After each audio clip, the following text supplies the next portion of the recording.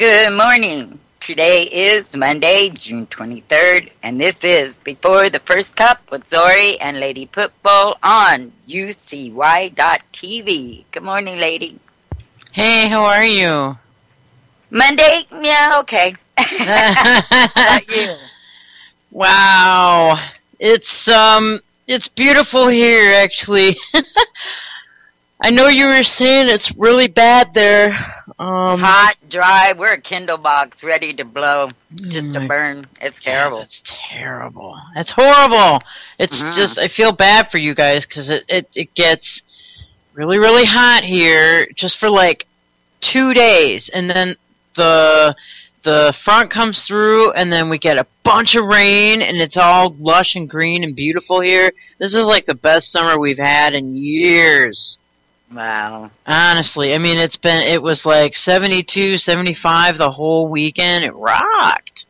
It was really amazing. Lucky you. I mean, it didn't even get down that low here at night.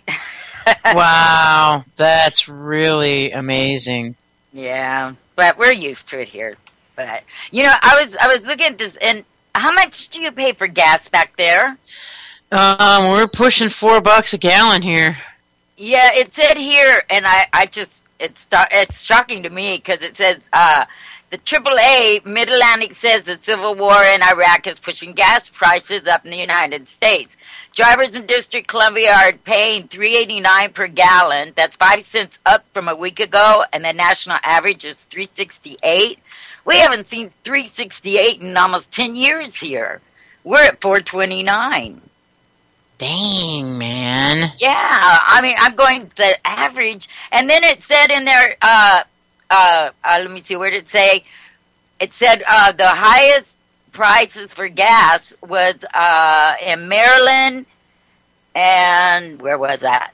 Oh, Washington suburbs and Western Maryland. And they're only paying $3-something. I mean, California even, they did a big investigation as to why we pay higher gas prices than anywhere else in the country. And Oregon's pretty close to us, too. So that's crazy. I don't know.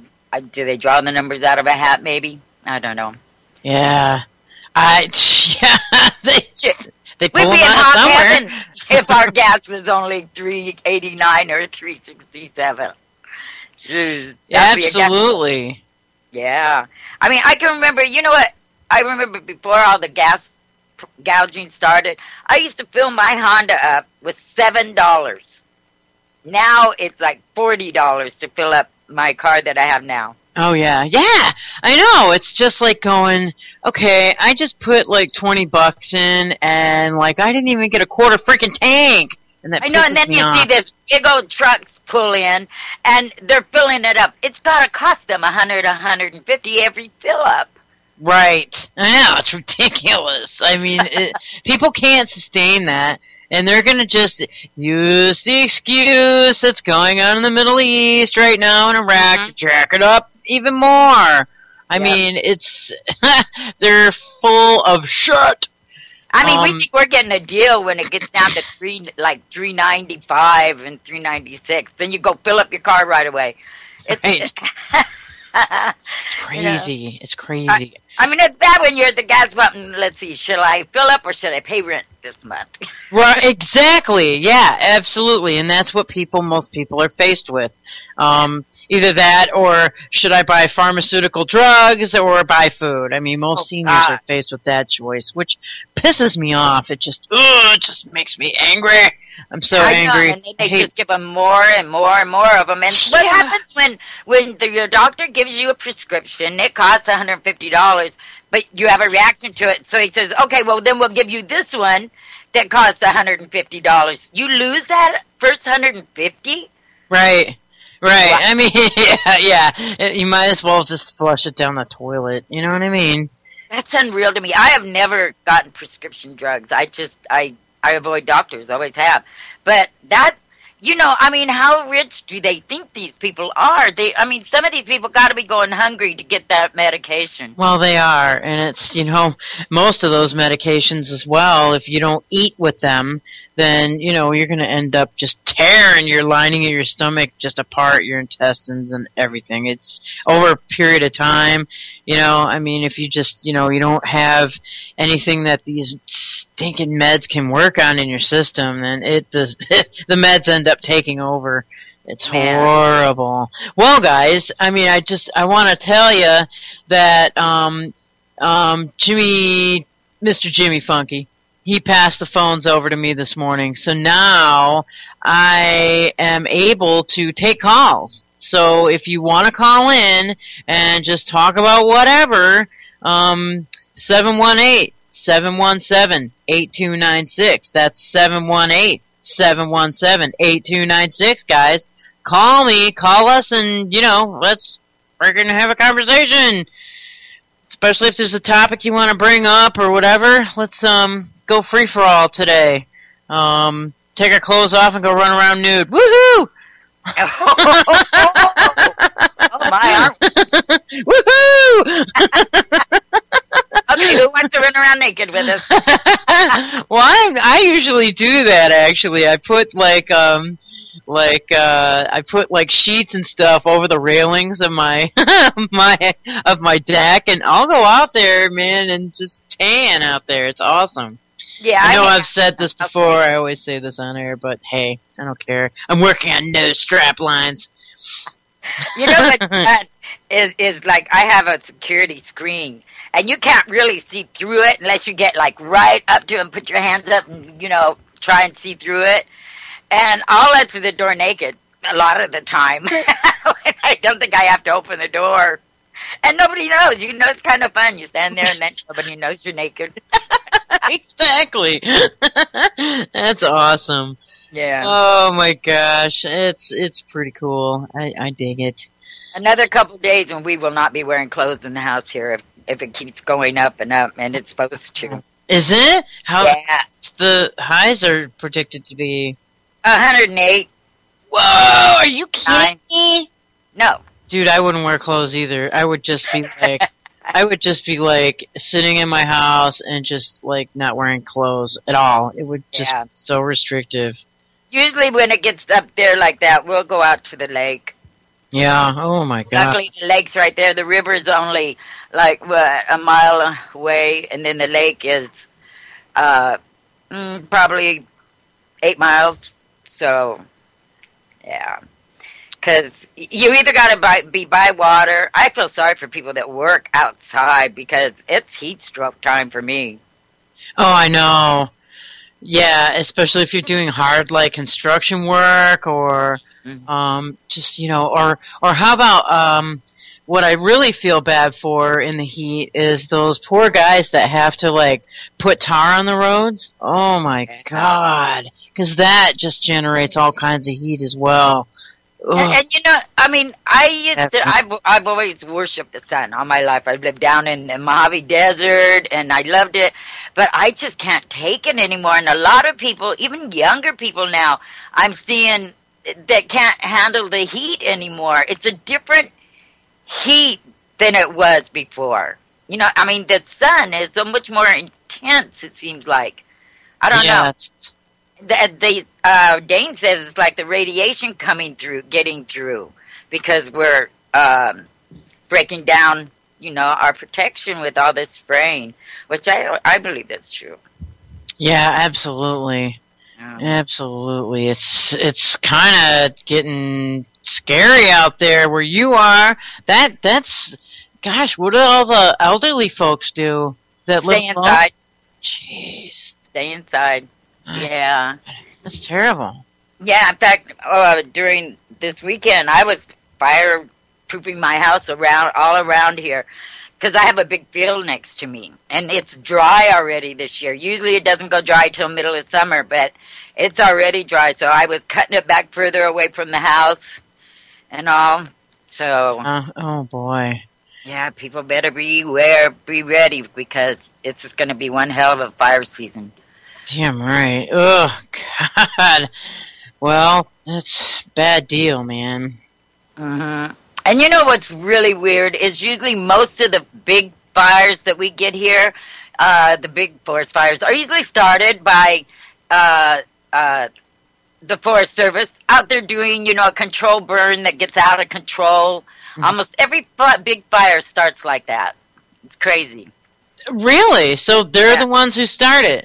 Start a lot of them, yeah. One year it was because a guy used his lawnmower when he was supposed to not do it, and he had to pay a big fine. But usually, the Forest Service, they do control burns, but I don't know if they're doing them this year, but usually it gets away from them. It's crazy. Jeez. That is, I mean, at a certain point, you can't control a controlled burn. Right. And yeah, and like we're surrounded with forest here. And so, a few times the forest fires have made it down to the river, and that's real close to me. I'm thinking, wow, is it going to make it? Because then it gets windy always. A fire creates its own atmosphere. Yes. And it gets really hairy sometimes. So I don't know. Oh my God, that's horrible. When it's coming at you in your house, there ain't nothing you can do about it. A couple times I've been packing up my car, going, okay, got all my pictures to throw in the computer and, the things, and you leave, and hopefully when you get back, your house is still standing. Oh, that's horrible. Jeez. You've actually had to do that a few times, huh? I've had to do it twice. Oh my God. That it made it to the river, but then the river helped put it out. Okay. So, and that wasn't, there was no drought back then. Dang. Oh, that's horrible, actually. Because it's a drought now. And I still see people that don't put a firewall around their house. They don't, get out and clear the brush and everything. Because if you do that, there's a good chance that it might jump your house. Yeah. But, yeah. Wow. I just hope and keep my fingers crossed that we don't have a bunch of fires. Yeah. It hasn't started yet, though. We haven't had any yet. Crossing my fingers, knocking on wood. Yeah, knock on that wood, dude. Yeah. Big time. Hey, if anybody wants to call in, I got the phones this morning, which is awesome, thanks to Jimmy. Number is 718-717-8296. 718-717-8296. Give us a call, and let's have a conversation, guys. Okay, how about this? I like this one. The military now has X-ray guns. Did you see that? No, I didn't see that. Yeah, it says Superman had X-ray vision. Now so does the United States military, in the form of an X-ray gun that can see through fabric, rubber, and aluminum to find drugs, money, explosives, liquids, and even people. The recently released X-ray gun is the first device of its kind that a soldier or would-be superhero can hold in her hands. It's about the size of a bread box and works with the press of a button, allowing the user to actually see the outline of organic matter buried beneath cloth, leather, or even aluminum by running the X-ray gun over the material and zapping it with low-level X-rays. Now, isn't that a direct hit on the person who's using it of X-rays? Oh yeah, absolutely. It's just like those radar guns in cop cars. Those guys keep that thing between their crotch, and they're frickin' radiating their frickin' nutsacks. Oh, I know. There for a while, there was a lot of cancer through police, but now I see them. They get out of their car and they stand with it out, arms stretched out, and pointing it at you. Frickin' dumbasses, dude. Seriously, and this thing is gonna be like, 1,000 times that of a radar gun. Right. And you know what? They're just gonna be like used with perverts. You know what I mean? Just checking bitches out. It's really ridiculous. Yep. And well, New York has had that van that goes around that can even see through steel. Yeah. I mean, through the car to see if you got drugs or money or whatever in it. But I think about the person, they don't wear any radiation protection. Where's their brains? Is it worth it to arrest somebody when you're exposing yourself to probably cancer in a few years. Well, serves them right, though. Really. A lot of pervs would totally think it's worth it. You know what I mean? There's so many pervs out there. It's ridiculous. Oh, man. Keep going. Okay, let's see. At a recent demonstration, the device could see through boxes, bags, car seats, and airplane wings to reveal various organic compounds. Everything from bricks of simulated cocaine to paper, ammonia, and other potential explosive materials. Are they saying that the wings of a plane is made out of aluminum? Yeah. Sounds like, huh? Even a handful of grapes, Defense One, supplied some of the material to ensure the accuracy of the test. Representatives from American Science and Engineering, or AS&E, would run the X-ray scanner called the Mini-Z over the item, and the image would show up on a Windows-powered tablet PC. Organic compounds appeared bright white and distinct from the dark inorganic materials. The same company makes the large toll booth-like backscatter X-ray scanners you walk through at airports. Figures, the ones that have given rise to recent controversy because of the embarrassing amount of detail they reveal about a person's body. They work in almost the same as regular X-rays. So, you know, when you go to the doctor's office with a possible broken rib, the doctor will shoot a high-powered beam of protons through your body. The protons pass through the soft tissue to a film. Okay, well, we all know what X-rays do. But, you know, and it's as big as a bread box, so, yeah, I don't know. Why are they using the soldiers using it, really? I would think that... I mean, really, those backscatter X-rays are not, that you go through in the airports, they are in no way, shape, or form like a regular X-ray you get at the doctor's office.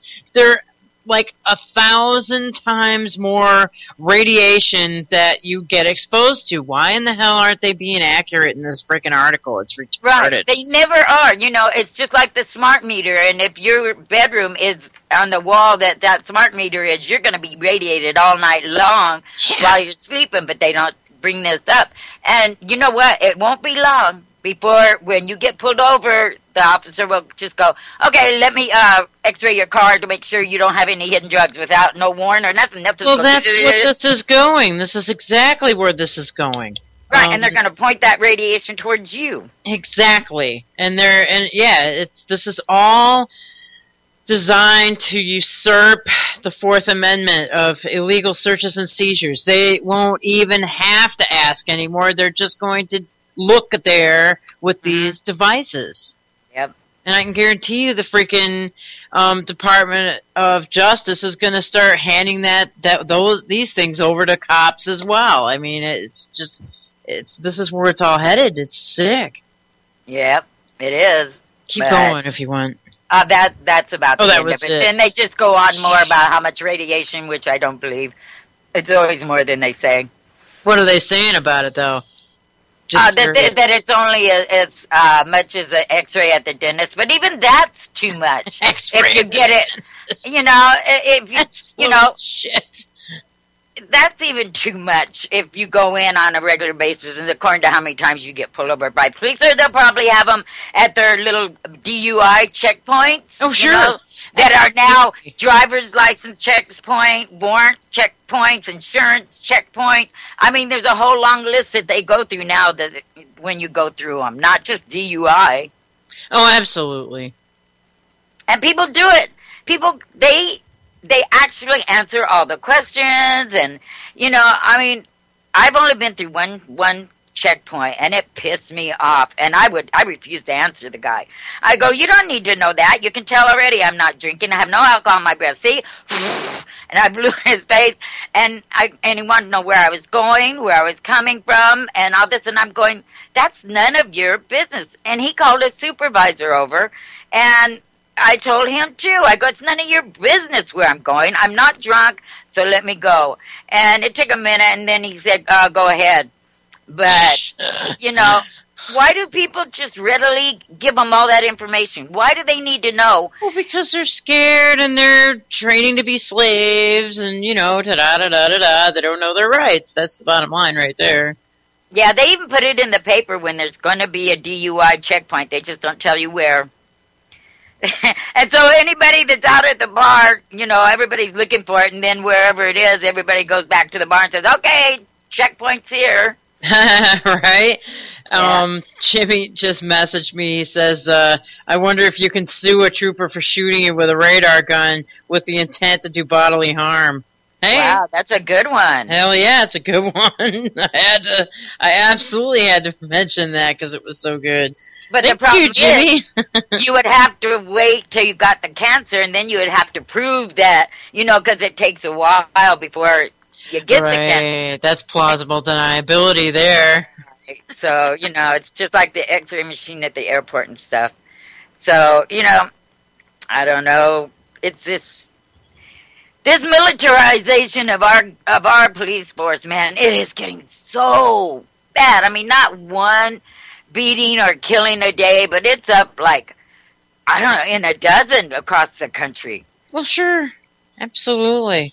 It's not going to stop. It's only going to ramp up. More and more and more every day. I mean, this is what they're doing, and it's got to be proven that we're the slaves. It's got to be proven that we're the subjects. Yeah, and the bow people, to the master.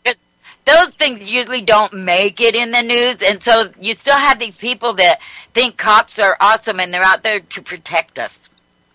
I know a couple of them, and it's just like, how do you not know this? But because we get our news in different places, but I know some cops personally, and they are good guys. You know what I mean? There are still good cops out there. I'm always saying that because it's really, really difficult to just put a blanket statement over every single cop in this country. You just can't say that they're all evil bastards ready with blood dripping from their teeth. I don't see how they're able to be good cops, because if you don't go along with, the brothers, then you don't have nobody at your back, or you eventually get pushed out. Yeah. So there's ways. I think the good ones are finding ways to deal with this. I mean, obviously, like you said, that brotherhood of cops. I mean, that's definitely there too. But there are ways around it. You know what I mean? There's a will, there's a way. I always say, and really, all this stuff has to be taken control from like the inside. Like I'm talking like military people and actual police force. Cops can, we can start there if we can like get enough cops that see this stuff, but that's the hardest part, is to get that. It's like the military. They don't come out and say anything till after they're retired and getting their pension, or they don't do it when there's any danger to their pension and stuff. But and the other thing, I mean, this one cop that finally got fired, but like you said, you're going to have to fix it from the outside. It'll never be fixed on the inside, especially when they do their own investigations on themselves. Well, yes, I mean, we know this to be true, but there's also prosecutors that are screwed up and judges that are screwed up. Oh, yeah. And so that contributes to it. It's not just cops, and you know what I mean? It's just looking in the chat room, and they're like, fuck every single cop, you know what I mean? And it's just like, come on, man. There's going to be a time and a place for that, where there's going to be perhaps a time in someone's life where a cop is going to be there for the right reasons and do the right thing, like, say, maybe an automobile accident or something like that, and the cop is going to be the first on the scene, and he's going to pull your ass out of that freaking car, and then the car catches on fire, and he's going to save your life. You know what I mean? Yeah, I mean, maybe, but you know what? There's a freaking balance here. You How know many what I mean? beatings or how many people has that cop killed? Or beat up, or brutally beat up, because you hear it every day that they don't get kicked off the force. I know that. So, you know, I mean, I think it's according to the situation, but they're, you know, I mean, the more and more beatings, I mean, if a cop beats up somebody, you know, and really gives them black eye and stuff, finds out, oh, nothing happened, I didn't get no trouble. Then next time the beating goes a little further, and then more cops get into it, and that is happening. That never used to happen. Remember when we were shocked about Rodney King? Oh my God. And that happens every day now, except now, a lot of the time, they're just pulling their gun and shooting them. Like, okay, there's this, well, I know. I'm well aware of that. We talk about this every freaking day. Yeah, I wanted to say that, to go into this. Police shoot teenage special needs girl within 20 seconds of arriving to help. What? Yes, Half Moon Bay, California. A family was crushed, and a community is outraged after a call for help turned into a hasty death sentence for a disgruntled teenage girl with special needs. On June 3rd, 2014, the Serrano family was having difficulty with a young female family member who suffers from a mental illness and depression. Yanira Serrano Garcia, 18, had apparently gone off of her medication and became agitated and hard to control. During past episodes, the Serrano family had called medical personnel to help them control her. That Tuesday evening, they called the fire department for help once again. This time, however, the police officer arrived instead of paramedics. The family had instructed the dispatcher that the girl was acting erratically and wouldn't put down a kitchen knife. San Mateo County deputies responded to the scene expecting to confront an armed suspect. Okay, Deputy Min Triu was among the first responders to the house complex at roughly 9:23 p.m. Triu exited his vehicle and found Yanara outside. Within 20 seconds of arriving, he determined she was a threat and opened fire, confirmed department spokesman Deputy Rebecca Rosenblake. Triu, a 9-year veteran, claimed that he feared for his life and had to shoot the knife-wielding woman nearly immediately after arriving. A family friend, however, described the object she was holding as a butter knife. Urara was struck and killed. No one else was injured. Deputy Triu was put on paid administrative leave. Now, how much you want to bet it'll be decided a good shoot? It goes on.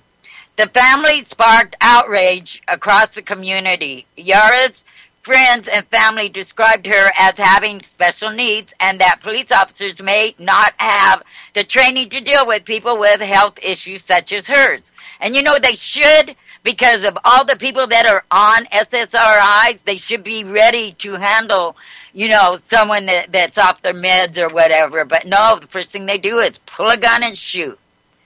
So, okay, and then anyway, it says, Yana wanted to be normal. She wanted to stop taking her medication, and I get it. Sometimes when my feet hurt, I just want to be normal. I don't want to take pills. I get her. All we want is justice, said a friend during a community march. Sadly, they mistook her for something she didn't do, and a cop decided to get his gun out when he could have gotten out his taser, pepper spray. You know, why is the gun the first thing to be pulled? I feel bad for what happened, said Saul Marama. Wow, these names are hard.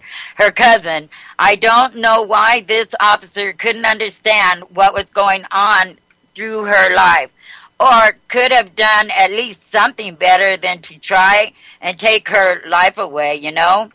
She has special needs, and we just want answers, her brother said. who are we supposed to call now when we need help? When who is supposed to help us is killing our kids. This incident represents yet another example of how calling government to intentionally confront family members, particularly those with mental illness, often ends up in unnecessary tragedy and death. It may prove wiser to find other ways to deal with such situations, avoiding the unnecessary introduction of armed strangers who are trained to use violence to eliminate any perceived threat, real or imagined. But, that's not going to solve the problem. How many people have to die before something gets done about this? Well, what do you suggest to be done? I mean, they're not getting prosecuted. They're getting their jobs back. I mean, and they're back in the street. Right. So, I mean, if you got a cop that's scared of a special needs kid with a freaking butter knife, then you do not deserve to be a cop. And so, who the hell is going to determine this? Well, that's what I mean. Like, okay, we just had a shooting here, 2 weeks ago. And they were called for a disturbance, but one person was dead in the house and the other person the cops shot. I haven't read. It's still real sketchy, and that's another thing. They don't give out any information. We're not providing any information now. It's still under investigation. But that gives them time to cover up, to get their stories right. Yeah.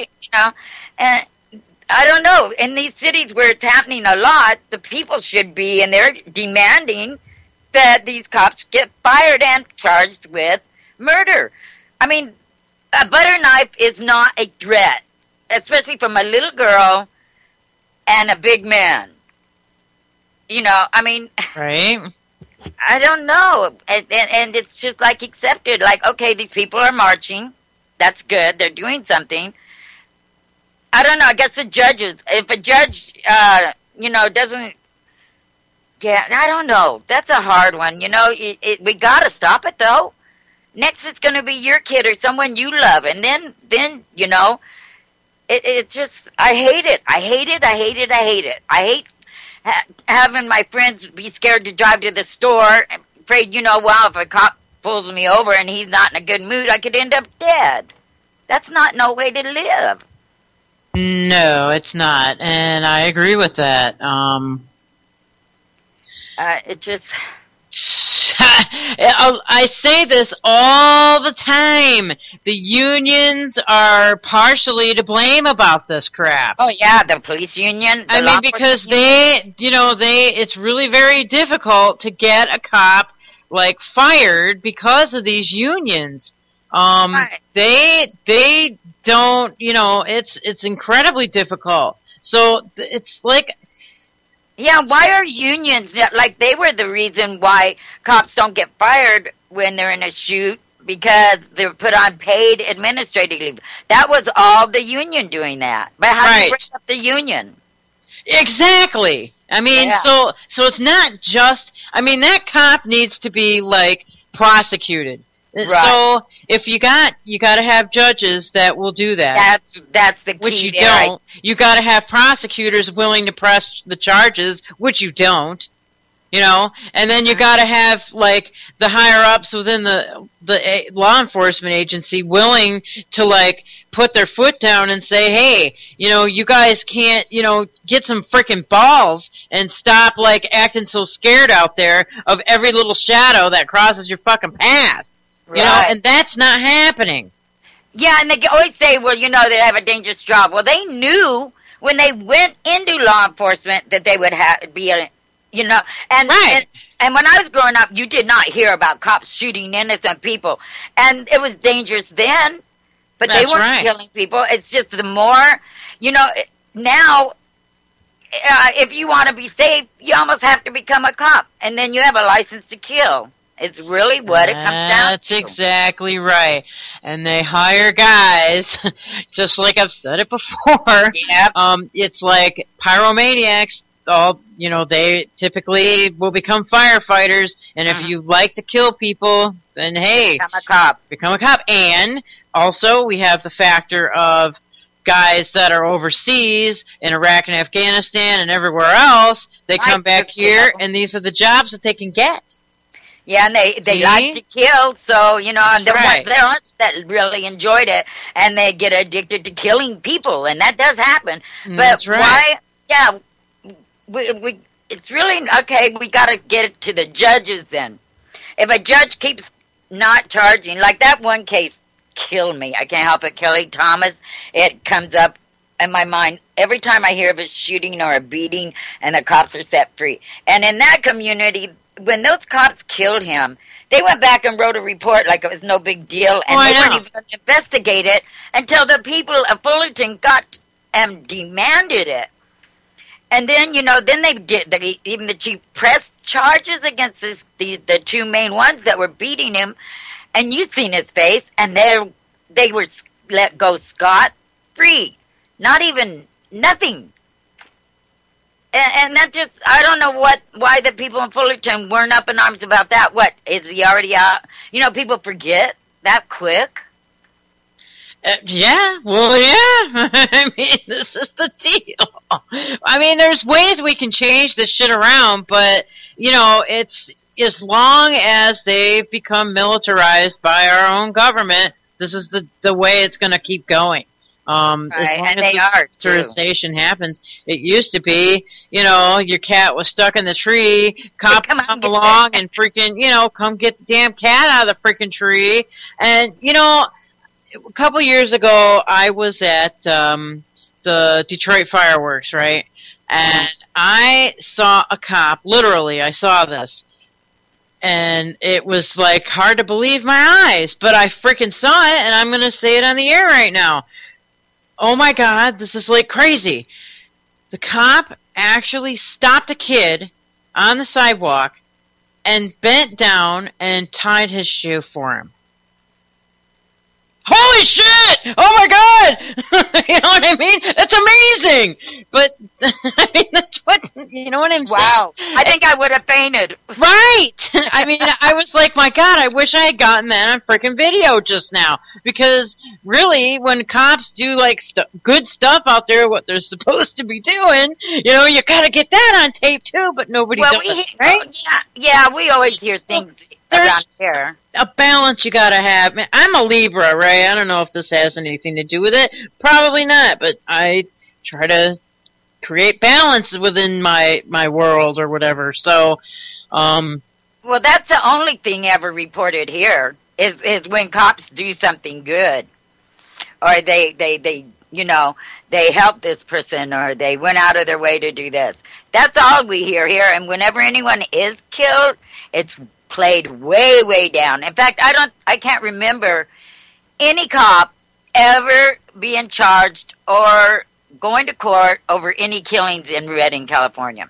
I can't. They even, I mean, even without the gun, they killed I don't know how many, and it's always a good shoot, or like at the casino where they cut off this guy's air, couldn't breathe. Well, they got off too. They said he had a heart attack. Right. You know, I mean, I can't remember one cop ever going to jail here, and we've had a lot of killings. And I write to my our attorney general of California. I never get a response. Never. Of course not. I send registered letters to him, you know, describing what happened. And like one case, a cop gave one story.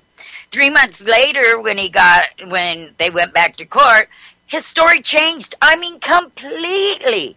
And it was like, well, you know, and I called the newspaper guy that reported it, and I talked to him, and he goes, yeah, I don't know what to say. They did change it.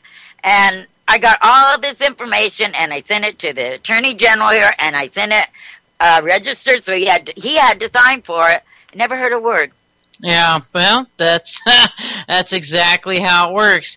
So, you know, what do we do? I mean, really? I mean, you can't, if a cop is gonna just, like, see something shiny in your hand and blow you away without even investigating first. It's shoot first, ask questions later. I mean, this is the I don't know. If anybody wants to weigh in on this, guys, I've got the phones this morning.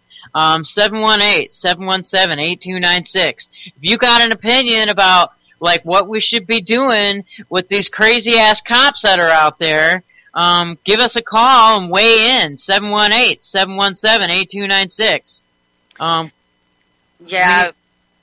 And tell before it's you or someone you care about, because you don't have, that's the thing.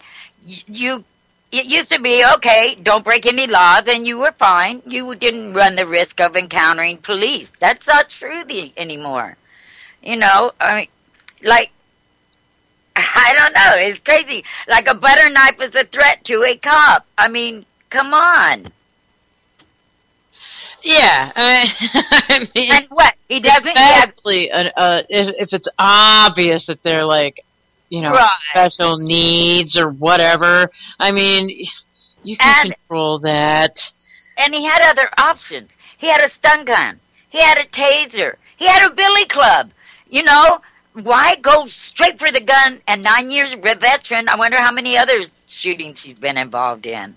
You know? Well, yeah. I mean, they're running rampant. You know, I mean, this is what the deal is. We've got to. What the hell do we do, right? I mean, you gotta do whatever the hell they tell you. You're the slave, and they're the slave masters. Well, they're not really the slave masters. They're just the slave masters' henchmen. Yeah, enforcers. And now another one, and I'm looking for it now, because I read it earlier. But this one cop was running a prostitution ring with underage girls. Some of them even in the missing persons there. Now that motherfucker needs to be strung up by his balls. Yeah, no shit. Guess what he got? What? 8 years. That's it? Yep. I'm trying to find the article because it just blew my mind, but then I had to reboot. But I'll find it while we're... Shit, I thought you were going to say he got a raise. Yeah. He got a promotion. Yeah, a promotion. Yeah. But I mean, when they went and raided his place, there was a 15-year-old girl there that was on the missing persons list. Oh, my God. Now we got cops snatching him off the streets. Real nice. Right. And I got to find that one because I just went... Now, that poor parent, for one thing, and these poor girls, all underaged. Well, this is the thing, man. A lot of cops are definitely the criminals. I mean, a lot of the judges are the criminals. A lot of the prosecutors are the criminals. I mean, this is how the corruption breeds. And like, I think we were saying that on Saturday night. Can you actually have good without evil, or can evil exist without good? I mean, I don't think... I would like to try.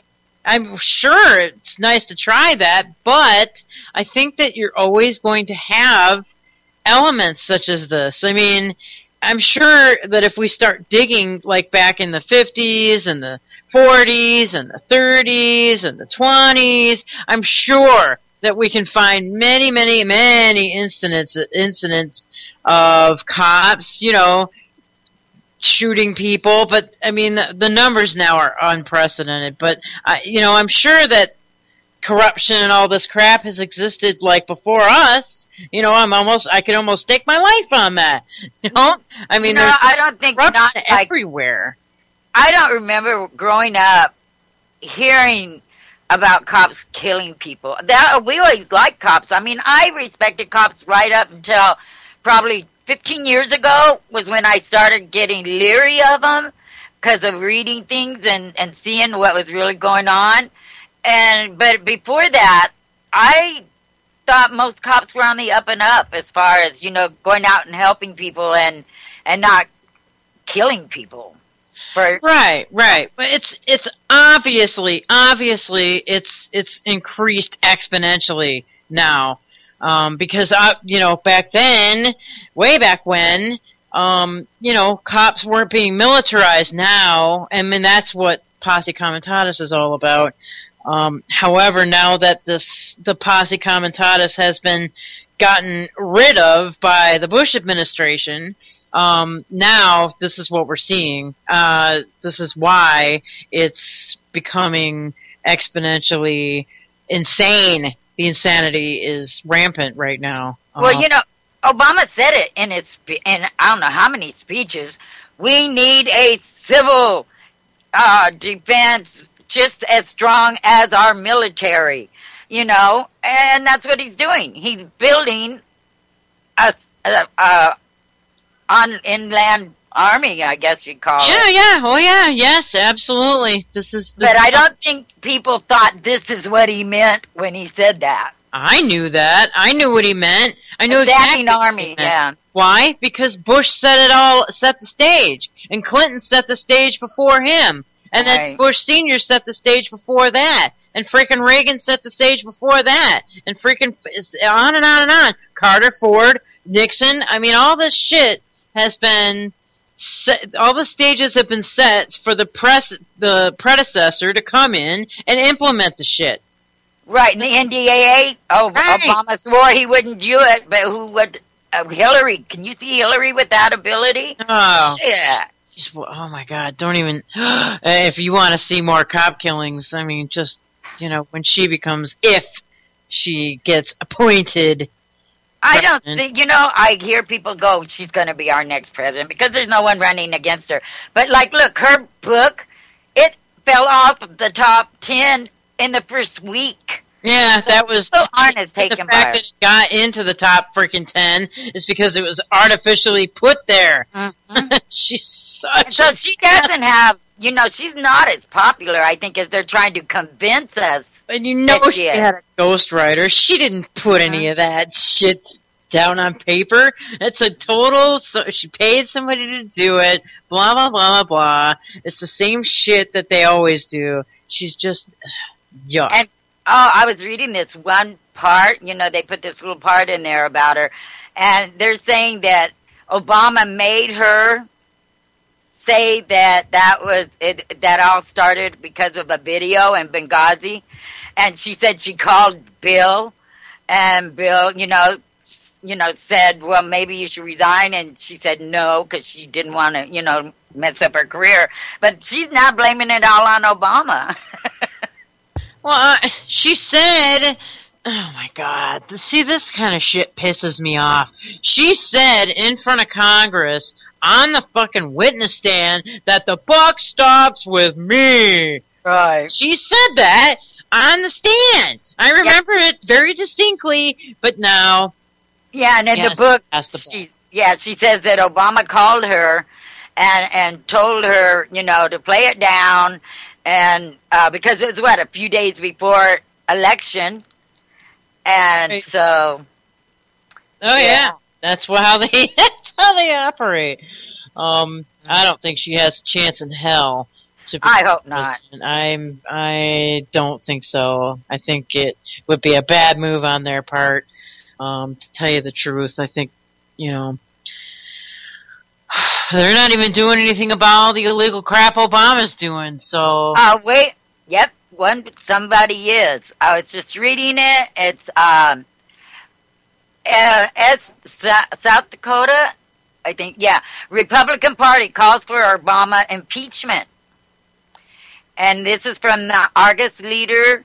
And it says the South Dakota Republican Party State Convention passed a resolution calling for impeachment of President Barack Obama Saturday. The resolution says Obama has violated his oath of office in numerous ways. It specifically cites the release of 5 Taliban combatants in trade for one captive U.S. soldier, Bergdahl. How do you say his name? Bergdahl. Yeah, Bergdahl. Obama's statement that people could keep insurance companies and the recent EPA regulations on power plants. Therefore, be it resolved that the South Dakota Republican Party calls on our U.S. representatives to initiate impeachment proceedings against the President of the United States. The resolution reads, alien URA of Sioux Falls sponsored the resolution. I've got a thick book of impeachment offenses of the president, URA said, calling on South Dakota to send a symbolic message that liberty shall be the law of the land. Now, I don't know what he means by symbolic. Yeah, it's just a symbolic thing, and we're really not going to put impeachment proceedings in place. It's just symbolic. Yeah, I knew it. I think you just read the key word there. Well, let's see what else. Let's see what goes on down. It says Larry Ellison of Potter County agreed, noting that he opposed the impeachment resolution, even though the only thing Obama's done the last 6 years that I approve of is when he adopted a pet. Sorry. But Larry Cliff of Butte County, a retired Marine, said matters go beyond mere political disagreements with Obama. If anyone in this room cannot see the horrendous traitorous scandals run by the Obama administration, I will pray for you, Cliff said. Delegates voted 191 to 176 in favor of the resolution. The Pennington County delegation voted 47 to 9 in favor of the impeachment resolution, and Minnehaha County voted 28 to 15 in favor. Representative Christy Neum, South Dakota's lone delegate in the House of Representatives, which has the power to initiate impeachment proceedings, was cool to the resolution. Neum, who addressed the Republican convention Saturday morning, hours before the resolution was voted on, doesn't believe impeachment is the best way to deal with Obama. The Congresswoman currently believes the best way for Congress to hold the president accountable is to continue aggressive committee oversight and investigations into the administrator's actions, like the ongoing VA scandal that's targeting of conservative groups. Okay, now what doesn't work with that is, look, the IRS scandal, all these scandals, they're not holding him accountable. So it says if the House voted to impeach Obama, the Senate would then rule on the validity of the charges. It takes a 2/3 majority of the Senate to remove a president from office. I think they have the 2/3 myself. If people are brave enough to stand up, if they're not too scared to stand up. Yeah, well, I mean, but they may have the 2/3 in the House, but they're not going to have it in the Senate. I don't know. I don't hear anyone defending Obama anymore like you used to. You know, I mean, when he traded those 5 without going through Congress, you know, I mean, he's done so many things that are, impeachable. Well, yeah. Not forget about impeachment. Criminal charges, right? Yeah, criminal. The dude needs to be charged criminally because, he needs to be put in jail. Forget impeachment. Yeah. I mean, it's insane already. It's gone beyond the freaking pale with this guy. And you know, all it would take is a few congressmen to stand up and say something. Then I think others would get behind him because I really think everyone is tired of him. I don't care if you're Democrat or Republican, but it takes those ones to stand up. And I don't get it because, you know, they take a poll and this Congress and this president have the lowest favorable points ever across the board. So why can't we get anything done? You know, I keep going back to that, but if that many people want it, you would think it would happen. Absolutely. You would think. But, I mean, there we go again. We've got the Congress can. And you know what? Those numbers that you said, it wasn't a very wide margin between the nays and the yays. Well, one of us, but yeah, it wasn't the votes. That. Yeah. Well, 28 to 9 is pretty good. 28-9 is really, really good, but the other ones were a lot closer, especially that first figure you read. So what are they afraid of? They're afraid of the government. Are you kidding me? Because if they want to get reelected, you would think they would go with the people that elect them if it's really an election. Well, right. I mean, they yeah. should be afraid of the people, but they aren't. They're afraid of them. They're because afraid we keep voting them in, no matter what they do. Especially if no one's running against them, then they just kind of shoo in. Just like Carl Levin and God, Carl Levin's been in there over 60 freaking years, more than I've been on this freaking earth. You know what I mean? I mean, God, the dude is a walking skeleton already. I mean, come on. And then same with freaking John Conyers, and he. I'm just talking local Michigan stuff here, but I mean, he had people that were signing his freaking petitions that weren't even registered voters. And the judge just went, oh, that's okay. We're going to overlook this now. And those signatures will apply. Even though the law doesn't say that, even the law doesn't say you can't freaking sign petition if you're not a registered voter. The judge just let it go, and so now Conyers is on the ballot. Oh, la-di-da. It just pisses me off. You know what I mean? Yeah, and you just go, huh? I mean, when the voting, they have dead people voting, and why is there a big deal about showing your ID to vote? I don't get it. You have to show your ID for everything. Yep. Every day of your life, you have to show ID for something. Your driver's license. Why are these people so opposed? I don't see how. I mean, we know this. Soon they're going to have toilets that you'll have to thumb scan to take shit. So you used to have to pay. Absolutely. And then, it's going to be the same thing with the cars and the toilets and everything. They have to know everything everybody does. And this is where it's all headed, unless, and I don't see any big, outcry over any of this shit. Do you? No. Where's the outcry and the outrage from, the mainstream media about this poor little girl who got shot carrying a butter knife within 20 fucking seconds of their arrival? You don't step out of your fucking car and pull your weapon, you know what I mean? And it's the same shit with Obama. You don't, start writing all these fucking executive orders and just start implementing them as though they're the gospel law. And when Obama first took office, he had, I forget the person who's not the vice president, the one below that, or one of his cabinet, he said, okay, I want a list of every executive order that Bush wrote, and then I'm going to turn them all back. And he never did. He just reinforced all of them. It was just because that's the platform he ran on, and he lied to everybody, thinking that, oh my God, he's going to undo everything that nasty Bush did.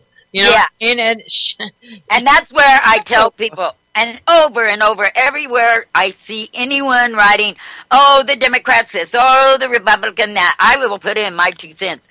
Get over it. The two-party system is to divide us. It's for nothing else. They all have the same agenda, but they just kind of change the route a little bit. Right. But you can see it over and over and over. There is no difference, people. Get over it and stop calling yourself a Republican or a Democrat. How about a human being that cares about other human beings? A lot of people don't give a shit about other human beings. This is the problem we face. Yeah, and these people that will vote their party, no matter if they believe in it or they don't, there's no way. It doesn't matter if you're against something. You're not going to vote against it if your party's voting for it. Now, how immature and irresponsible is that? People ask me, what are you? Are you Republican or Democrat? I go, I'm human, cat. Because I just... It's the biggest division in this whole country is that. Well, people don't get it when you say that. People don't understand what you mean when you say, oh, I'm just human. You know what I mean? You gotta no, I just you gotta good tell them. You gotta tell them I'm not either. I am. You know what I mean? And I go ahead and explain it to them why I'm good. human. Yeah, absolutely. Oh, yeah, I'm the human race. And, you know, and then I go because there's no difference in their agenda, either party. Oh, yeah, I always go into that because otherwise they wouldn't understand. Right. But, you know, and now every once in a while I'll go down to Safeway to get some cleaning thing or something because I don't buy my groceries there. And I refuse to use their card. And the people look at me, the cashiers, you don't want to use your card? No. And she rang it up, and she looked at it, and she goes, you would have saved $7. Why didn't you want to do it? And I always say loud and clear, I don't want to be tracked. I don't want the government following what I do, where I spend my money. And that's what these cards do. And I look around, and then I walk off. Well, now they don't ask me no more. Well, see, the thing is with that is they get people used to doing this and saving money, blah, blah, blah, blah, blah. But and so we can see this where this is all morphing to, and we say this all the time on this network. You know, eventually you're not going to be able to even do business without those cards or banking or driving. Think about it. With just following those cards, like at Safeway or whatever, they know what you're doing in your personal life. They know when you're buying extra groceries, you're having company. They know when you're buying other foods like paper plates and all this stuff, you're going camping. And then you buy dog food, you have a pet, you buy this, you buy that. And they just put it all together, and what you buy at the grocery store says a lot about you. Yeah, yep. That's right. Well, my Firefox just crashed. Oh, my links are gone. Oh, those bastards. Oh, Firefox crashed or your Flash crashed? No, Firefox. Oh, my God. Wow. Huh. I've got a nice... Go ahead and do what you got to do. Okay. Go ahead. Listen, if anybody... I'm curious if I can take a phone call. Somebody please call in. 718-717-8296. Who wants to be my first caller this morning? I've never taken a phone call on this network. Who wants to be the first? 718-717-8296. I'm bribing people to call. Hey, you want to be my first call? Come on, guys, call in. It's be good. Okay, but remember to add them. Don't answer because then it puts us on hold. Oh, to just put the you add them. Yeah. The conversation, yeah. Right. Just hit the plus sign, not the... Yeah, add the conversation, because otherwise we will be off the air. Okay. Okay. Very good. Right on, guys. So, 718-717-8296. Go ahead and call us up, man. I'm curious. Don't be shy. Yeah, that's right. More than we do. Yeah, right. There you go. Oh, all right. So I'm going to be reading here. So if somebody does call in, I'm not really going to be seeing it. So look, somebody's calling. Woohoo! All right, hang on a minute. So let's see. So add to.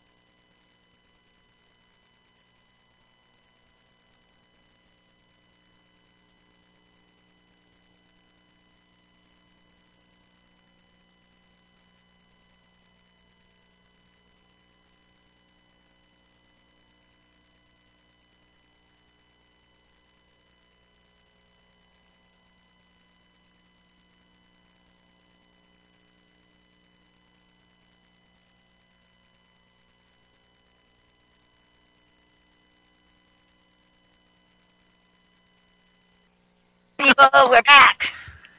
Oh, are we back? So how was I just supposed to put answer? Because I clicked on add to call. Are we on the air first? On. We are. Pretty sure. Yeah, because if I hear you, it shows you CY radio up there. Yeah, we're on. You add the conversation. It's what I always did. Does it? I did. That's what I clicked. That's weird. That's what I clicked. I didn't put the answer. It just said add to conversation, and I pushed the bottom one. There was an answer one. Then there was another one, the bottom one, and that's what I clicked. Can you hear us, everybody? Let us know. Yeah, he's saying yeah. Okay, good. So much for my first freaking phone call. And it's funny, I was reading the chat while we were trying to get back on. It said UFCY now accepting applications for virgins. Oh, yeah, thanks a lot, Hammy. Yeah. Said that. I know who said that. Oh, well, good to be back. Oh, my God, man. Pretty well, I think. Crazy. I'm sorry, guys. So I guess that was one strike for me. Hopefully, I don't make it 3. You wouldn't. I'm still trying to get my Firestorm back up. Dang it, man. Well, that sucks. Okay, yeah, something you want to cover while I try. Absolutely. If I don't screw up the next time somebody calls in. Jeez, man, sorry about that, guys. I feel all stupid now. Nothing wrong with being stupid. It's just when you're dumb at it. Right. Well, hey, you know what I mean? It's learn. It's Gringo. That Captain Gringo called in. Is who called in, and he was starting to talk about his garden, and then I blew it. Don't. All right, you can try back again, Captain, if you want to. I don't blame you if you don't, though. All right. Let's see. Now, I got a WTF thing here, too. Let's see. All right. I think Jimmy might call in here, I think. He said all he did was try to call. That's right, Captain. Thank you for doing that. I really appreciate it. I'm just going to click the answer next time, and hopefully it doesn't do the same thing. All right, but I got a nice little WTF here. Let's see. Here we go again. I'm going to push answer. Hopefully if you guys got to let me know in the chat right away if you cut out.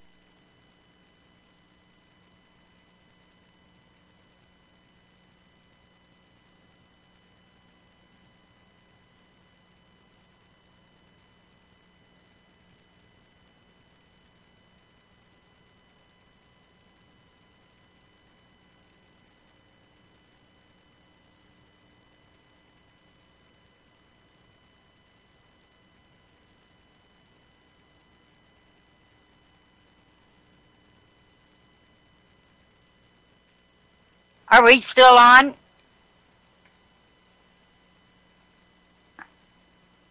I think, can you still hear us, everybody? Oh, gone again.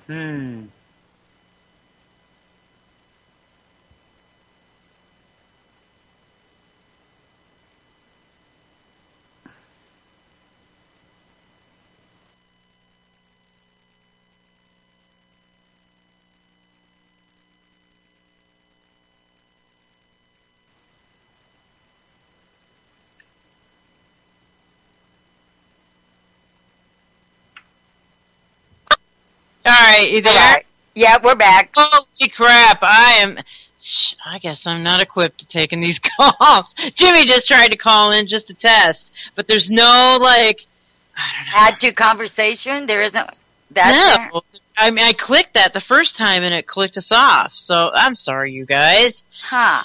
Oh, this is me screwing the show up. No, really, it should have came up. If it didn't come up, it's not your fault. Something must have changed with Skype. I don't know. Well, we'll have to get with Jules later on and find out what's going on. She can figure it out for us.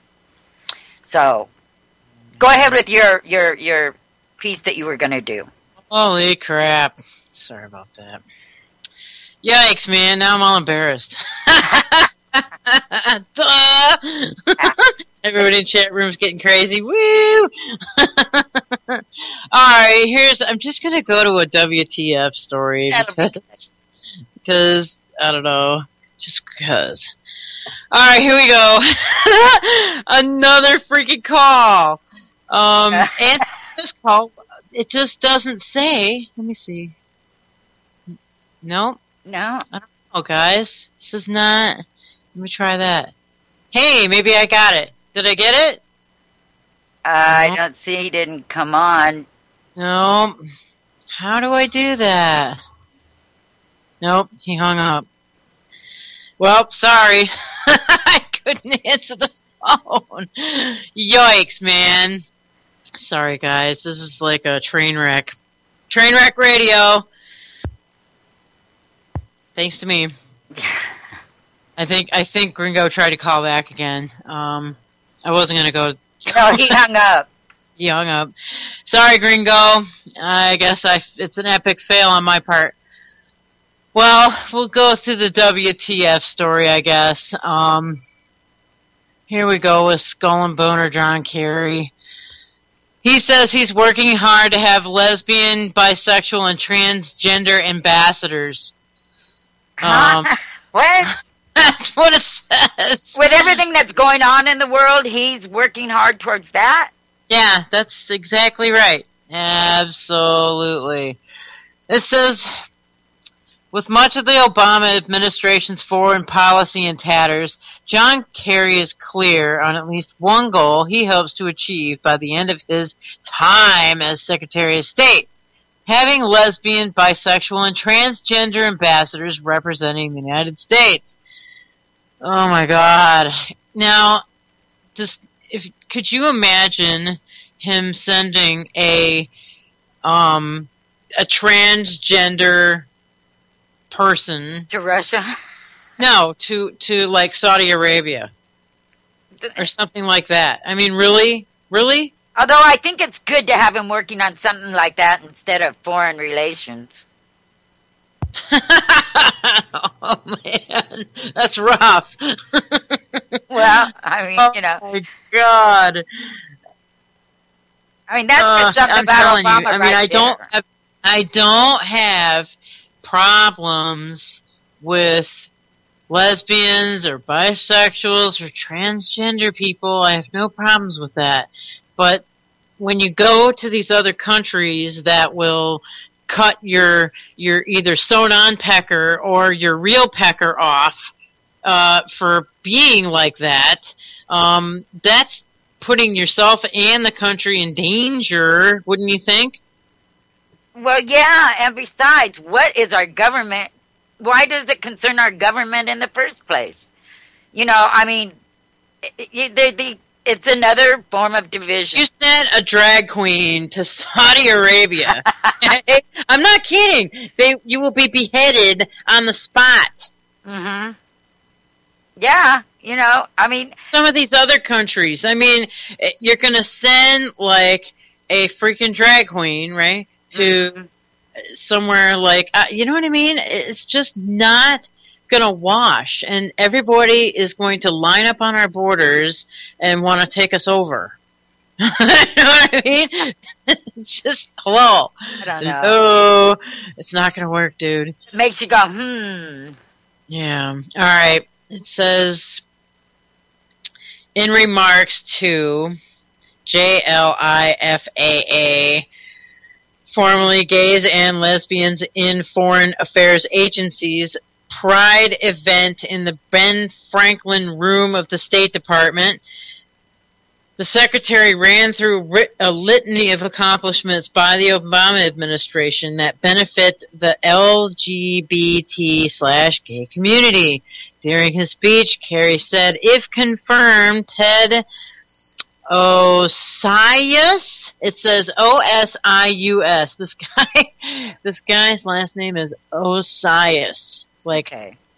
Which is weird because it's like Osiris, It's too close to Osiris to me, okay? Osiris.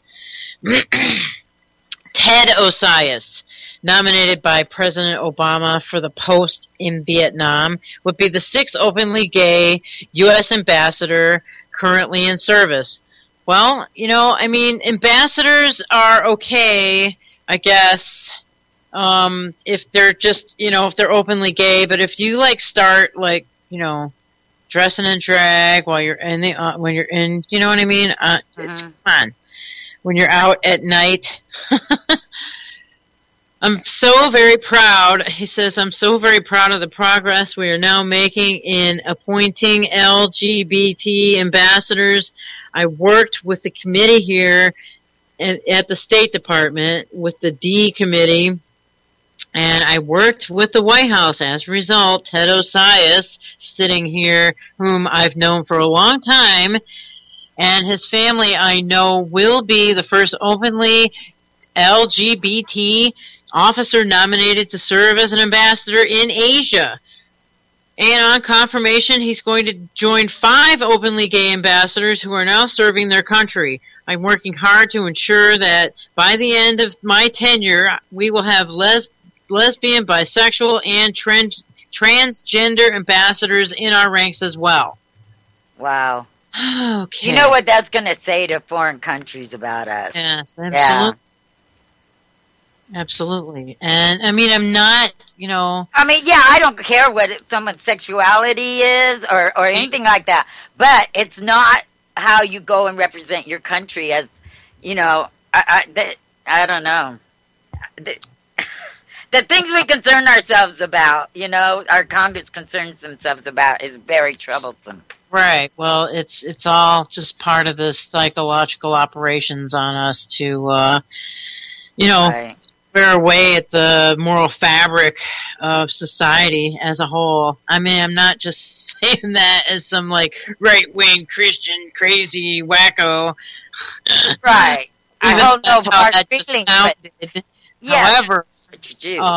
However, that is what's going on. You know what I mean? I'm a woman, right? And I absolutely oppose the idea of women being on the front lines with our military. I vehemently oppose that. And I'm a woman, okay? So does that mean, I'm a sexist? Does that make me a sexist? Does Probably, it make me, I guess. I don't know.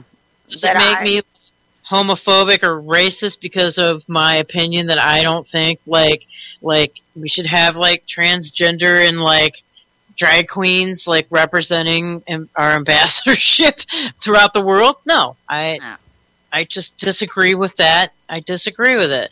And I'm not saying if you're openly gay, that's fine. Wear a freaking suit and tie and be professional. If you can be professional in what you do and you can carry out that duty without, trying to see if you can't get in bed with the president there, you know what I mean? I mean, hey baby, whatever. If you can act appropriate, fine. I don't have a problem with you being there as long as you can carry out your duties in a fucking professional manner. Fine. That's fine. You know what I mean? But if you woo, if you're an ambassador and you frequent the gay clubs there, wherever you're at, because gay clubs are everywhere, but, I mean, you can't be, carrying on like some freaking partying fool. And you send one over to Saudi Arabia, that's going to be a slap in their face from us. I mean, we might as well not be racist against deadheads. Let's send deadheads to be, our ambassadors. And, they can, smoke pot with the presidents of these other countries. Come on, man. Let's all, do nitrous. On Uganda, they probably could. I'm just saying that... I know what you're saying. It's beyond, It would be disrespectful to the other country. Right, exactly. I mean, I don't know. This is a top priority of this man. Tells you a lot about him. Well, right, absolutely. And the fact that this is just another distractionary tactic. This distracts from the real issues that are going on out there, such as John Kerry and his freaking cronies running around toppling and destabilizing nations such as the Ukraine, such as the Middle East. But no, we're not going to really talk about all that now, are we? We're going to talk about like this other thing that really doesn't make a difference in the long run. Right. You know, that's getting into people's personal lives, which they do not belong, period. Exactly. Yeah. Exactly. I mean, that's the bottom line right there. And it's another form of separation. You look at this, I mean, we got religion and atheists, we got Republicans and Democrats, we got pro-gay, we got pro-against gay, and I mean, you know, so many divisions, and why people are so involved in these things instead of just living your life. I mean, the government has a lot to do with it, like right now when, you know, they're getting in there and separating us, in every means that they can. Every aspect. Exactly. And here's the thing about this, and I think this is going to be a good point. It makes it look like they are supporting, like, the LGBT community, right? It makes it look like, hey, look, we're elevating these people to a spot with the rest of us. I mean, that's all well and good. I'm for that, okay?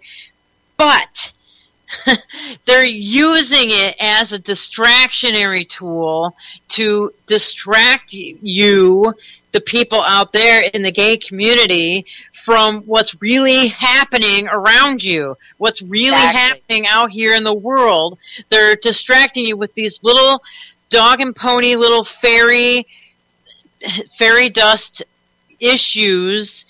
And I respect your rights. I respect all this. You know, I mean, everybody needs to have rights flat across the board. I mean, don't let the government use you like that.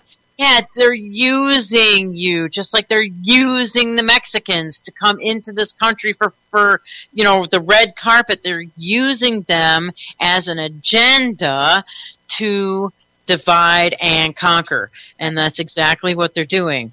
And I wish people would see this, but they don't, because they're so hung up on, oh my God, you just offended me.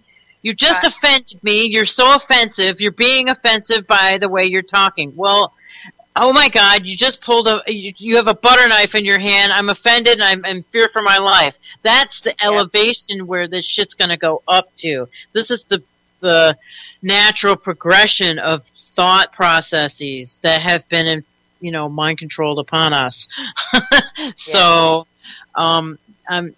there's a real clear agenda in this whole thing with John Kerry. It's very clear to me.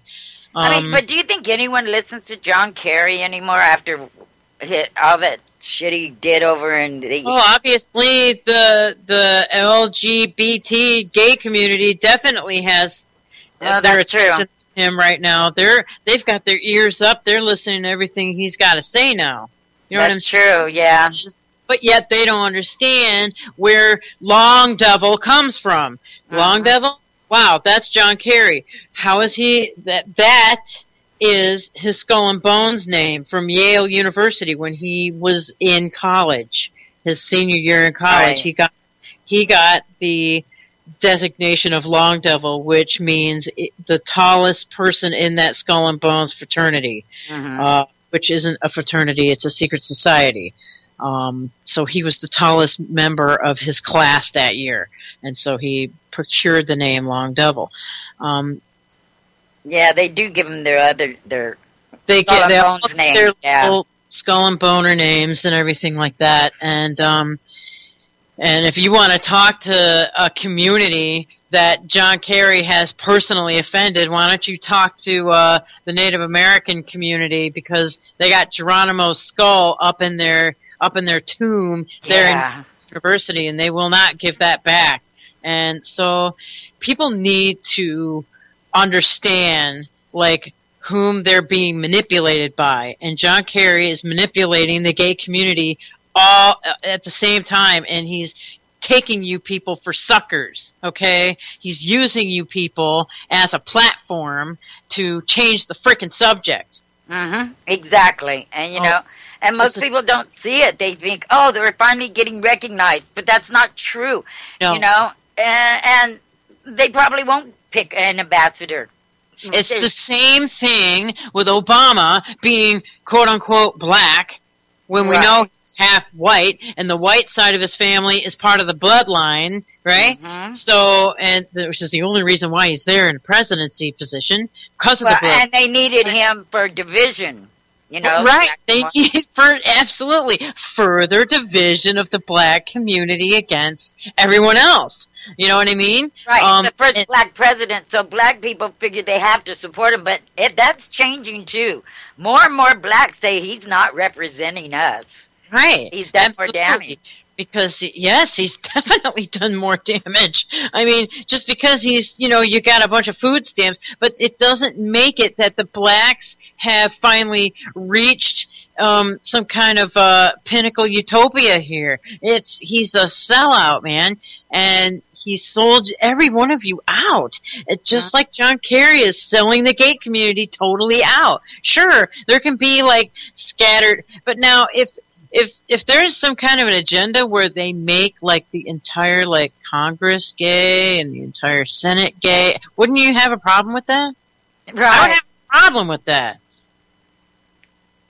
So you start, like, turning over all our ambassadors and start, you know, ramping this up, and all our ambassadors have to be gay, or you can't be an ambassador. Ooh, there's something wrong with this picture here. See? And this is where this is all leading. All right, I think I'm done ranting about that. Holy crap. That was a big-ass rant. Yeah. I have something on the lighter side. I mean, since we're doing, you know, this one. U.S. student is rescued from giant vagina sculpture in Germany. What? I'm kidding you. More than 20 firefighters, a free exchange student from an artwork, Making Love, by Fernando de la Jara and Tübingen, in the space of 24 hours last week, 2 spectacular rescue operations were carried out in southern Germany. This is funny. Both involved men who had become trapped deep inside the cave-like structure and a large team working to set them free. But if explorer Joanne Westhauser is expected to soon tell the whole world how he got trapped inside Germany's deepest cave, an anonymous exchange student might prefer to keep quiet about the story of how he got into the tight spot. I can't believe that. 2 exchange students got caught in there.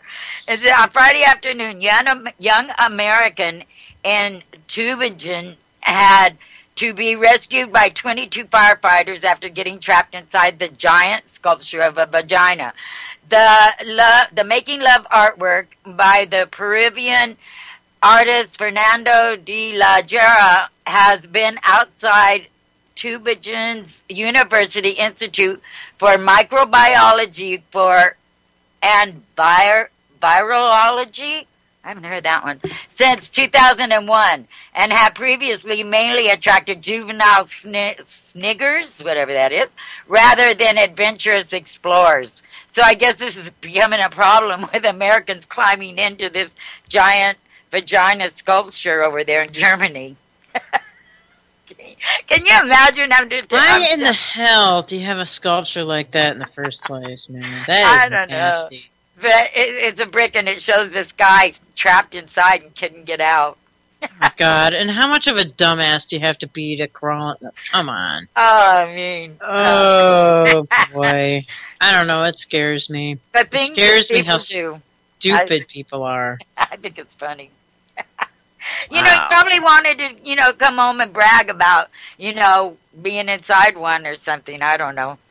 But crazy. They're American. All this people like do crap like this every day. Meanwhile, like the borders are crumbling and freaking. Yeah. I mean, everything is going to hell in a handbasket. Well, hundreds. Now, I just got to count hundreds of infants, toddlers, and under 2-year-olds are being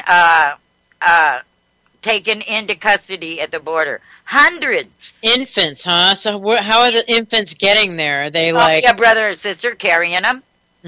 Hundreds of infants and toddlers ages 2 years or younger have allegedly been apprehended by U.S. Border Patrol while crossing the border illegally without a parent or guardian in the past year. From October 2013 to June 11th, Border Patrol detained 378 unaccompanied children ages 2 or younger, according to data obtained by the Fusion from the Office of High-Ranking Democratic Senator. Of those children, 95 were infants under a year old. My God, what? Damn. That's amazing. Yeah. Fusion tried multiple times by phone and in writing to confirm the reports with the U.S. Customs Border Protection and the Department of Homeland Security. But no official would comment specifically and instead referred to a previous statement. The Department of Health and Human Services charged with the care of unaccompanied minors caught at the border did not respond to requests for comment. Omar Zamora, a spokesperson for the Border Patrol Rio Grande Valley sector, limited his comment, "We are receiving children of all ages." And you know, most of them, what people don't understand, are not Mexicans. They are coming over from where's it? Colombia and different countries over there. They're all coming in through Mexico because word of mouth has gotten out. Hey, you can get across there. If your kid goes across, well, then you'll be able to go in to be with them. Yes. Yeah. And a lot of parents are already here, and so now here's the opportunity for their kids to come and be with them that were born in Mexico. Right. It says official data from last year shows that U.S. Immigration and Customs Enforcement logged 27 deportations of children under the age of 2, suggesting the federal government has processed infants in the past. Emily Butera, a senior program officer at the Women's Refuge Commission, said she has seen unaccompanied babies in the shelter system in the past years, but that the problem is getting worse. She said the youngest kids are sometimes sent across the border with older siblings or with paid smugglers. Butera said the average age of an unaccompanied child migrant is now 14 years old, younger than in previous years, and we're seeing more babies and toddlers than we had in the past, she said. The phenomenon puts an exclamation point on the greater immigration crises along the U.S. border and U.S.-Mexican border. Roughly 52,000 unaccompanied minors have been apprehended at the border since October 2013. What was that? 52,000. Come on, people. What the hell? Right. And increased fuel largely by people fleeing Honduras, Guatemala, and El Salvador. It's not mostly Mexicans coming across.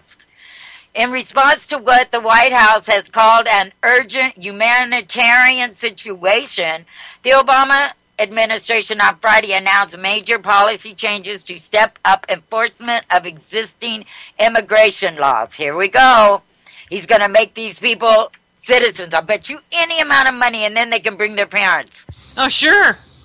Deputy Secretary of Homeland Security Alejandro Mayorkas told reporters that his department is searching for locations to open new detention centers that are suited to house adults with children. He said the government will expand the use of alternatives to detention, such as electronic monitoring devices to track migrants who are released from custody. So, I mean, because once they get in the state, they are wards of the state, you know, and so they can't just send them back. They have to go through this whole procedure of deportation, and they can't do it. It says many recently arrived migrants have reportedly been released from custody to stay with relatives. They are instructed to report to the nearest immigration detention center for processing. Like, yeah, sure, they're going to. Mayor Kakas on Friday could not provide an exact number of immigrants who have been released to family members and asked to return to custody. Now, why can't they come up with a number? I mean, right. You know. No, because they don't know a number yet, because the numbers are still increasing. Well, the ones that they released into the United States, I mean, with, you know, they didn't even have to go through immigration. Dude, they're probably not even counting. They're probably not. No, they're probably just, you know, that's it. Send them into the ether. Yeah, now it says he did, however, say that more immigration judges and asylum officers will be sent to the border region to help speed up processing. They don't say anything about stopping it or bringing it to a halt. No, they're going down there so they have more to bring them in. Right. Exactly. Exactly. It's okay, then it goes on. The government enforcement beef up comes as White House tries to combat the misperception south of the border that Central American migrants can enter the U.S. legally if they are traveling with children. Between last October and the end of May, 39,000 adults with children have been apprehended at the border. Okay, so that's 39,000 children with adults, so you double that, plus the 52,000 that came in without adults.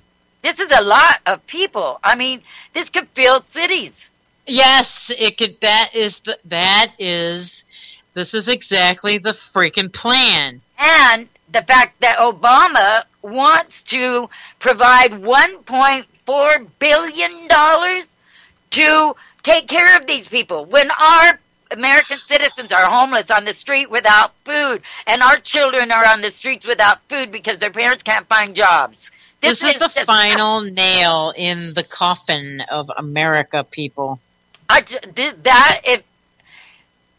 don't understand this. I mean, you know, yes, it's good to help others, but first you help yourself. Charity begins at home. Sorry. Okay, I'll just finish reading this. There's only another paragraph. The flood tide has forced the Obama administration to pursue coordinated strategies on both sides of the border. Vice President Joe Biden traveled to Guatemala on Friday to enlist Central American leaders for help. He phoned Honduran President Juan Orlando Hernandez to say that child migrants are not eligible for deportation relief under the Deferred Action for Childhood Arrivals program. Wait, what? Say that children migrants are not eligible for deportation relief under the Deferred Action for Well, does that mean they can't be deported? Right. That means they have to be dealt with here. Once they're here, they have to stay here. Wow. The White House did, however, offer an additional $10 million to Central America governments to reintegrate young migrants who are sent back to their homes and countries. So they can come over here, and then we will send them with $10 million back so they can have food and housing while our people have nothing. Yeah. No jobs. And instead of putting all this money towards helping this other country's poor, why don't we use that money to create jobs for our own American citizens? No, because that's not the plan. The plan is to take out the middle class in this country. And that's exactly what the final nail, this is the final nail in that coffin. The middle class is now dead. Because with all these people coming in, with all these little children coming in 10 years, 15 years, you know, they're going to start having kids, and it's just going to be, it'll just be the haves and the have-nots. And everybody else is going to be on the street or having to house families, entire families in their own homes. We're going to have to share our own houses because it's for humanitarian, because of this, what do they call it? They call it a They're calling it what is it? A crisis. We have to help deal with this crisis. But we don't. Well, American citizens aren't don't deserve humanitarian help. No, absolutely not. Why? Because we're not of a different color. We're not part of the gay, lesbian community. We're not, you know what I mean? We're, you know what I'm saying? Yeah. We're not part of the, this is all a complete communist socialist. This is it. This is the final nail in the coffin here. This whole amnesty illegal thing. I've got a dovetailing article that I can get into here too. Okay, let me just get this last part. The policies of your administration have directly resulted in the belief by these immigrants that once they reach U.S. soil, they will be able to stay here indefinitely, Boner wrote in a letter to President Obama on Friday. John Boehner said that? Uh-huh. Yep. And then in a letter to the president, the letter called on the president to deploy National Guard troops to deal with the needs of these children and relieve Border Patrol. And I've heard that a lot of the Border Patrol are looking for other jobs. They just can't handle it. They're changing diapers and stuff down there. Yes. Yeah. And it says, Morocco said that administration was reviewing the letter, but that the National Guard is not normally deployed in situations like this. Isn't our National Guard over in the east somewhere? Yeah, pretty much. Yeah. So go ahead. That's the rest of it. We all know. It's bullshit. This is, and here we go. They're coming in. It says illegal immigrants hopping death train to the U.S. hoping for amnesty. All right, this is out of Houston, guys.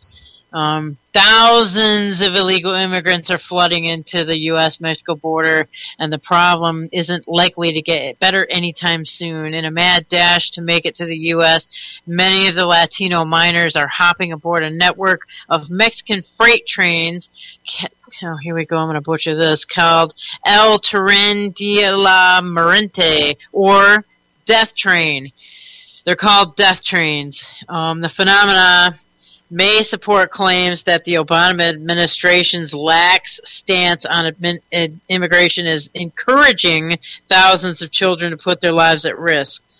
Children who travel via death train must jump onto a moving freight car. Minors who cannot successfully pull themselves onto the traveling cars fall onto the tracks, and many are left with extreme injuries. Well, I mean, this is how it goes. When is the other time in history when there's been death trains, guys? Freaking Germany. Alright. Erica Dahl Burradine, an El Salvador representative for Catholic Relief Services, told the Colorado Gazette that those who get injured on the train tracks often return home. She added, the couplings between the cars are notoriously dangerous. I see children who have lost an arm or a leg or both legs. The Obama administration's actions and rhetoric has caused Central Americans to believe they will receive amnesty if they come to the U.S. Is likely the driving force behind the surge at the border. The U.S. is partly responsible for foreign nationals taking extreme measures at the risk of the lives of their children. Zach Taylor, chairman of the National Association of Former Border Patrol Officers, told Breitbart, Texas. Our government is encouraging foreign nationals to come into our country illegally and stay. Upon arrival in the U.S., instead of being turned away, the Latino children are given taxpayer subsidy benefits that include housing, food, recreation, counseling, education, and legal advice. Holy shit, so we're paying for lawyers for them, too. Oh my God. On top of this, each week authorities are currently releasing hundreds of illegal immigrants onto U.S. soil. Many of the freed immigrants are told to show up in court at a later date and then are released and reunited with their family members in the U.S. Victor Manera's members in the U.S.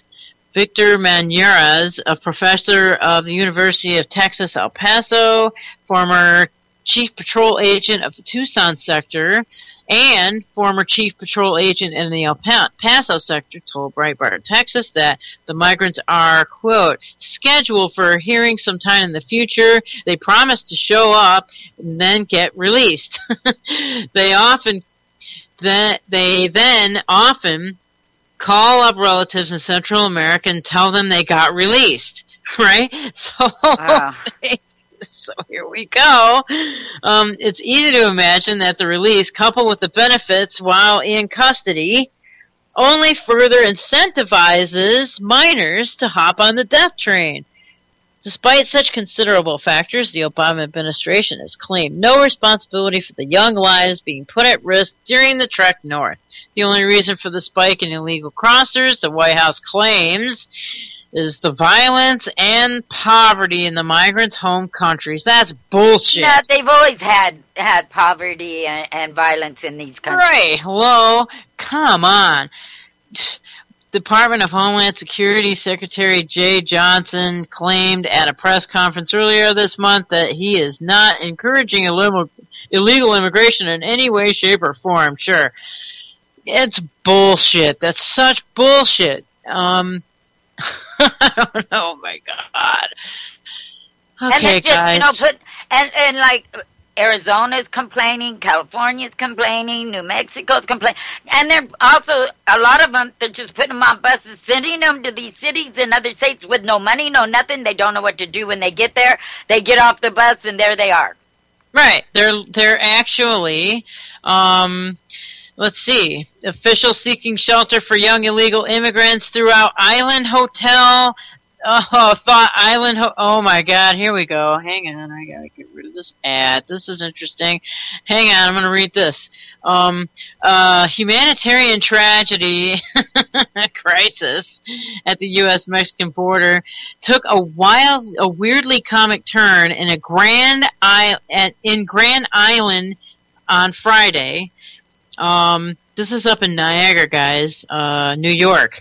So the feds aren't just looking for the border states now. They're trying to send them to New York too. It says a weirdly comic turn in Grand Island on Friday as federal officers showed up at what they thought was a vacant hotel that might be able to house children who entered the country illegally, only to discover the fully occupied and recently renamed Bybelos Niagara Resort and Spa. Hilarious. The federal agents arrived unannounced about 10 a.m. to inspect the 263-room property for possible use as housing for some 52,000 unaccompanied minors who have been apprehended at the southern border this year. We're only 5 months into the year, you guys. 5 months this has been going on, huh? While they were, maybe even 3 months, while they were thinking that the hotel was abandoned and closed, said Scott Schwagler, the general manager of the facility, a former Holiday Inn undergoing a $10 million renovation. One of the visitors was a Customs and Border Patrol agent, and another had a badge that said DHS, Department of Homeland Security, Swagler said. Judging from their questions, it seemed they were doing a security analysis of the building, he added. An occupancy analysis might have been more helpful given that the hotel is currently fully booked, and will be for much of the summer, according to Swagler. What's more, a Google search would have revealed that the facility, previously a Holiday Inn that notoriously hosted and enticed the Fall Swingers Convention in 2009. Holy Jesus. Oh, God. Oh, my God. Now offers an upscale range of amenities that still might not be appropriate for children. You think? Oh, my God. You're really going to have a swingers convention at a Holiday Inn? Oh, God. I'm sorry. That's hilarious. Oh, man. Oh, my God. It's true, though. They are shipping them up. I heard they wanted to ship them to Massachusetts. Yeah. Yeah. And they're looking for old abandoned hotels? I mean, what? So are these going to be like small little child prostitution hubs, and sex slave hubs for these little kids. But you know, a lot of these kids just trying to get here get raped and sold, and they go through a lot. Yeah, and this is just... They're just scraping the cream off the top. Not to mention all the fucking diseases that these people are bringing into this country, like especially antibacterial resistant tuberculosis. That shit's insane. You can't even cure that stuff. Really? And then they're shipping them out, and then they bring it out. The diseases out here, and now what does that do? Guess what? Forced inoculations to protect yourself from these immigrants. Absolutely. So you can see what these bastards are doing with the story, though. It makes me sick. They're they're testing the kids as they come in for STDs. And no. The child sex rings are scraping the cream, the cream of the kids off the top, and they're looking for these abandoned places to put these kids in so that they can run it. Oh my God. They can run these 6 sex rings, man. It's sickening what's going on. On both sides of the border. Yeah, but they do that on both sides of the border, right. This is so horrible. All right, let me keep going. We feature tastefully appointed guest rooms with balconies overlooking the river, a fitness center, indoor and outdoor pools, plus a sauna and a whirlpool. The hotel's website says taking a round of golf at the adjacent River Oaks golf course. Enjoy a delicious meal in Current's restaurant overlooking the river and unwind over a cocktail in our comfortable lounge. The hotel is located at 100 Whitehaven Road in residential Grand Island, where neighborhood residents might feel uncomfortable with children who entered the country illegally moving in nearby, Swagler said. It was a complete shock to me that the government would consider the facility for such a purpose, he added, and other purposes. It was also apparently